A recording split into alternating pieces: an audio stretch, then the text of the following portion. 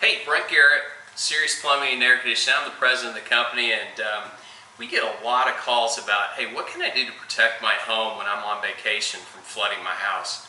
One of the most important things you can do is with your water heater is install a flood stop.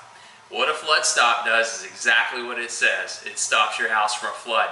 It's a really simple mechanism that can save tens of thousands of dollars in damage. Let's go over here and I'll show you what it looks like and how it works.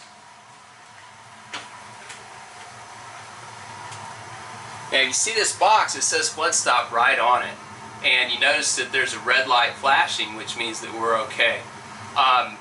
What this flood stop does is it senses any water down here at the bottom. So if we have any water around this area, it makes a connection and starts this valve to turn and close off the water to the water heater itself.